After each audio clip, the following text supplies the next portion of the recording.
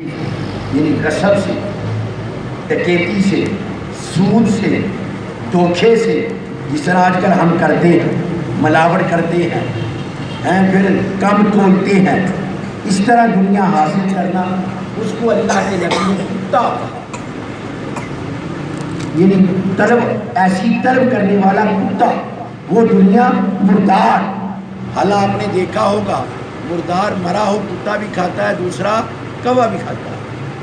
اللہ کے نبی نے کوا نہیں کہا، اللہ کے نبی نے کتا کہا. سود سے حاصل کرنے والا دنیا، ملاوٹ سے حاصل کرنے والا پیسہ، ڈکیتی سے حاصل کرنے، ڈکیتی. اللہ کے نبی فرماتا ہے میں معراج کی رات جا رہا، میرا کپڑا کانٹوں والی شاخ پہ اڑ گیا، میں نے اس کو چھڑایا، جبریل سے پوچھا یہ کیا ہے؟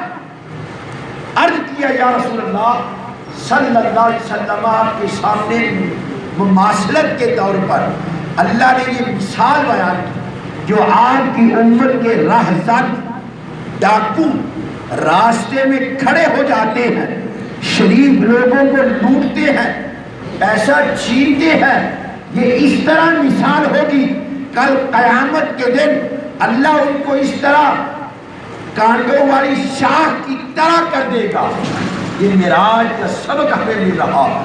اے مومنو سمجھو، تمہارا قبلہ، تمہارا دل، تمہارا نظریہ، تمہارا ذہن، تمہاری آنکھیں اس طرح چلی گئی.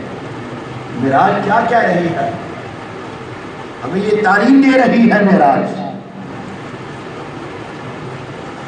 آقا علیہ الصلوۃ والسلام معراج کی رات واپس آئے اپنے موضوع کی طرف. سبحان اللہ کی جو پڑھی تھک گیا نا. حضرت صاحب نے وقت بھی بتا دیا. آپ نے شادی کارڈوں میں لکھا ہوتا ہے وقت کی پابندی عظمت کی نشانی، یہ لکھا ہوتا ہے. پھر لوگ کہتے ہیں مولوی صاحب پابندی نہیں کرتے بھائی، جمعے والے دن 10 منٹ اوپر ہو جائے ہائے مشکل پڑ جاتی ہے. نکاح پڑھنا ہو 2 گھنٹے مولوی صاحب بیٹھے رہتے ہیں. لکھا ہے کارڈ پہ عظمت کی نشانی ہے، کہیں پر لکھا ہوتا ہے سنت رسول اللہ.